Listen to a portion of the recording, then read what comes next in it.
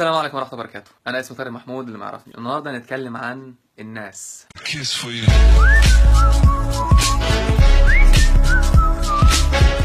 من كام يوم كده قريت معلومة إن في نوع من أنواع الصقور لما بتوصل لسن 40 سنة الضوافر بتاعتها بتشيخ وبتضعف وما بتقدرش تمسك الفريسة بتاعتها، والريش بتاعها بيقع أو بيلزق في جسمها، فبالتالي بيكون مستحيل ليها إنها تطير. المنقار بتاعها بيتلوح ويتكسر، ومفيش صقر بيموت على الأرض، بيطير عشان يوصل لأقرب قمة جبل علشان يموت مع نفسه كده في هدوء. والله يا برنس، يموت مع نفسه في هدوء كده. عدد قليل جدا من الصقور دي هو اللي ما بيستسلمش للموت. بتعمل ايه بقى؟ لما بتوصل لسن 40 سنة بتطير لأقرب قمة جبل وتعمل عش ليها، وتحاول تصطاد أكبر كمية من الأكل وتنقلها للعش ده، ويروح للعش اللي نقل فيه الأكل وينتف الريش بتاعه على قد ما يقدر، وبيقعد يخبط منقاره في الصخرة علشان يعدله تاني كأنه بينحته يعني، ويخبط ضوافره في الصخرة لحد ما تتكسر. بيقعد حوالي 5 شهور، مدة تراوح 150 يوم من غير لا ريش ولا منقار ولا ضوافر حتى، وبيتغذى على الحاجات اللي هو خزنها واحدة واحدة لمدة 5 شهور، لمدة الشهور اللي هيحتاجها. في مدة الشهور دي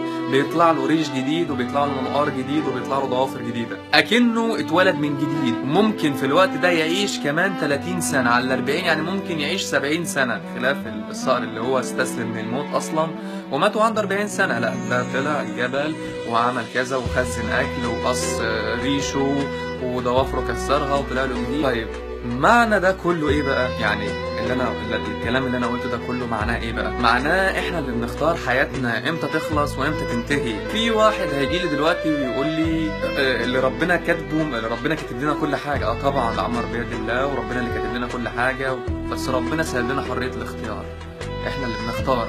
احنا ربنا قال لنا اعملوا كذا بس سايب لنا حريه الاختيار في الدنيا. بمعنى الناس اللي حوالينا ملهمش دعوه خالص بقصتنا دي. الناس عباره عن حبال دايما، اسالونا انا عارف.